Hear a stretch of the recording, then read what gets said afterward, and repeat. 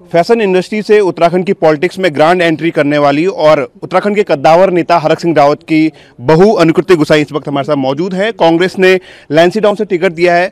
Madam, किस तरह से देखते हैं, कांग्रेस एक राष्ट्रीय पार्टी ने आप पर भरोसा जताया है, किस तरह से देखते हैं लैंसीडाउन से आप चुनाव लड़ने जा रही हैं? देखिए, मुझे बहुत खुशी है इस बात की कि इंडियन नेशनल कांग्रेस के साथ अपने राजनीतिक जीवन की शुरुआत मैंने की और उन्होंने मुझ पे ये भरोसा दिखाया, उत्तराखंड की बेटी पे ये भरोसा दिखाया, लैंसडाउन की बेटी पे ये भरोसा दिखाया और मुझे लैंसडाउन से कांग्रेस का प्रत्याशी घोषित किया है। मैं उनके भरोसे को बरकरार रखूंगी और लैंसडाउन के अंदर, प्रदेश के अंदर कांग्रेस को मजबूती देने का काम करूंगी। 2 बार के विधायक से आपका सीधा मुकाबला होने जा रहा है, कितनी तैयारियां हैं? काफ़ी समय से आप एक्टिव हैं।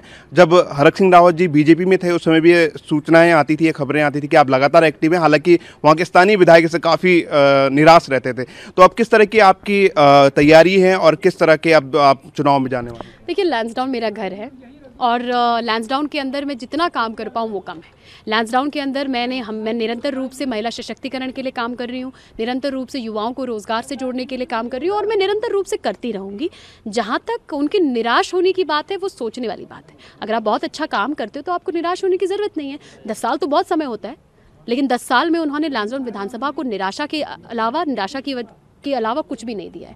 मैंने तो खुद भी पर्सनली भी देखा है कि जिस तरीके से उन्होंने लैंसडाउन विधानसभा को बहुत पीछे धकेल दिया है आज, चाहे वो शिक्षा के क्षेत्र में हो, रोजगार के क्षेत्र में हो, कनेक्टिविटी के क्षेत्र में हो, दूरसंचार के क्षेत्र में हो, पानी के क्षेत्र में हो, हर जगह हमारी विधानसभा को उन्होंने पीछे धकेला है। इस समय लैंसडाउन विधानसभा ने ये मन बनाया है कि 10 साल के इस अंधेरे को हटाना है और उजाले को लाना है, कांग्रेस पार्टी को जिताना है। अच्छा, आपके साथ हरक सिंह रावत का नाम जुड़ा हुआ, अपनी शख्सियत तो आपकी है ही, हरक सिंह रावत का नाम जुड़ा हुआ, ये डिसएडवांटेज है या फिर आपकी अपनी जो व्यक्तित्व है, आपका जो अपनी क्वालिटी है उसको निखारने का एक तरीका है, या फिर क्या कहें हम कि किस तरह से रहने वाला है और क्या क्या कुछ आपकी तैयारी है? देखिए, आशीर्वाद है, क्योंकि अगर हम राजनीति की बात करते हैं तो डॉक्टर हरक सिंह रावत जी का जो नाम है वो बहुत बड़ा है। उनकी जो क्षमताएं हैं वो बहुत बड़ी हैं, उनका जो अनुभव है वो बहुत बड़ा है और मैं हमेशा उनके नाम को एक आशीर्वाद के जैसे देखती हूँ। मुझे लगता है कि ये मेरा सौभाग्य है कि पिताजी का आशीर्वाद मुझे मिला है, चाहे वो मेरे सामाजिक क्षेत्र में मुझे आगे बढ़ाने में हो, आज राजनीतिक क्षेत्र में मुझे सहयोग करने में हो। उन्होंने हमेशा एक बेटी के रूप में मुझे आगे बढ़ाया है, जिसके लिए मैं सोचती हूँ मैं उनकी बहुत बहुत शुक्रगुजार भी हूँ। लेकिन अब मुझे बस यही लगता है कि उनका आशीर्वाद हमेशा मुझे मिले, यही मेरी इच्छा है और मुझे पूरा विश्वास है कि उनका साथ और आशीर्वाद हमेशा मुझे मिले। क्या उनके राजनीतिक उत्तराधिकारी के रूप में वो आपको आगे कर रहे हैं या फिर राजनीतिक विरासत आप उनकी संभालेंगे? देखिए, उत्तराधिकारी और विरासत वाली कोई बात नहीं है, क्योंकि पिताजी को तो अपना खुद का करियर अभी बहुत बड़ा है, अभी तो उन्हें बहुत आगे जाना है।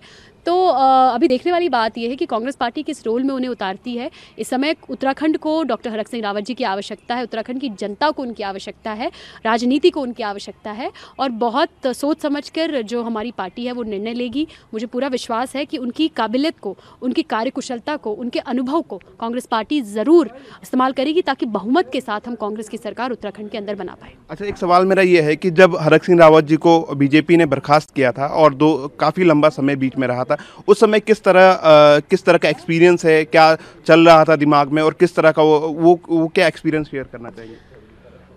देखिए, हाँ, ये ज़रूर, इस एक्सपीरियंस को मैं ज़रूर शेयर करना चाहूँगी, क्योंकि बहुत दुर्भाग्यपूर्ण बात है ये कि कोई इतनी बड़ी पार्टी किसी इतने बड़े कद्दावर नेता को, अपने कैबिनेट मंत्री को, सिर्फ कुछ पोर्टल्स की फेक न्यूज़, किसी चैनल की फेक न्यूज़ को देखते हुए उनको निष्कासन कर देते, वही चैनल कुछ चलाते हैं, 10 मिनट बाद फिर कुछ और चलाते हैं। तो ये एक बहुत बड़ा षड्यंत्र उनके खिलाफ, डॉक्टर हरक सिंह रावत जी के खिलाफ हुआ और इस षड्यंत्र को रचने में मैं सोचती हूँ कि बहुत हद तक उन सोशल मीडिया और कुछ, चलिए ठीक है, लेकिन मैं फिर भी कहती हूँ कि मैं उनसे, मुझे कोई बैर नहीं, क्योंकि सोशल मीडिया, पोर्टल्स और सबको अपनी टीआरपी चाहिए होती है। देखो भैया, सबका घर है, सबका काम है, मैं वो अंडरस्टैंड करती हूँ, लेकिन पार्टी की ये जिम्मेदारी बनती है कि एक बार उन्हें फ़ोन करके पूछती, एक बार ये पता करती कि क्या इस बात में सच्चाई है। कहीं किसी पोर्टल में चल गया कि वो सोनिया गांधी से मिलने चले गए, लेकिन भाई ये तो चेक करने वाली बात है ना। आप लोकेशन चेक करते, आप फ़ोन करके एक बार पता करते, ऑफिस में आप पता करते, लेकिन ऐसी कोई भी कोशिश उन्होंने नहीं की और मैं सोचती हूँ आज ये बहुत बड़ी गलती उनकी है कि उन्होंने जो भी ये निर्णय लिया है। और अब तो मुझे लगता है अब कहेंगे भी क्या उस पर, अब ये तो नहीं कह सकते कि हमसे गलती हो गई। बिल्कुल।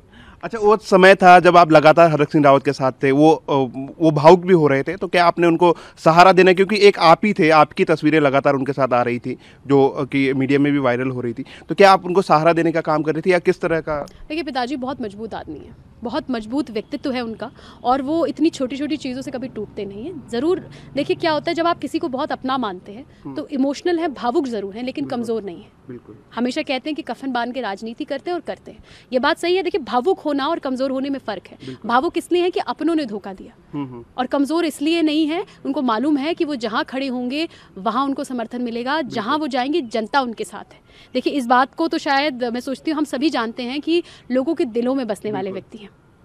अच्छा, मेरा आखिरी सवाल ये है कि कांग्रेस ने आपको लैंसडाउन से उतारा है। कांग्रेस ये लगातार कहती आई कि खास तौर से महिलाओं के लिए बेटी हूँ लड़ सकती हूँ। यूपी में कहा, अब उत्तराखंड में भी इसकी जो बानगी देखने को मिल रही है, किस तरह से, क्या कुछ तैयारियाँ? देखिए मैं प्रियंका गांधी जी से बहुत प्रभावित हूँ। ये बात मैंने परसों भी कही और आज भी कह रही हूँ। उनका ये जो नारा है कि लड़की हूँ लड़ सकती हूँ, एक क्रांतिकारी नारा है। मैं तो हमेशा कहा कि हमारे देश में भी और हमारे प्रदेश में भी आज आवश्यकता है महिला नेतृत्व की। जब भी अगर आप देखेंगे कि महिलाओं को किसी क्षेत्र में आगे बढ़ने का मौका मिला तो उन्होंने अपना परचम लहराया है। अगर मैं शिक्षा की भी बात करूँ, पहले जब लड़कियों को नहीं पढ़ने दिया जाता था तो रिजल्ट अलग होते थे। आज आप CBSE, ICSE किसी भी रिजल्ट को निकाल के देख लीजिए, जब बेटियों को पढ़ने का मौका मिल रहा है तो सबसे ज़्यादा टॉपर्स अगर कोई हैं तो बेटियाँ हैं। सबसे अगर किसी परीक्षा को आप देख लीजिए, किसी परीक्षा में सबसे ज़्यादा IAS अगर कोई निकल रही है तो बेटियां हैं। तो मैं सोचती हूँ कि बेटियों को, महिलाओं को जहां मौका मिलता है वो अपना परचम लहराती हैं, अपनी क्षमताओं, कार्यकुशलता का परिचय देती हैं। और अगर अब राजनीति में भी आज आवश्यकता है कि बेटियां और महिलाएं आगे आएँ और नेतृत्व करें।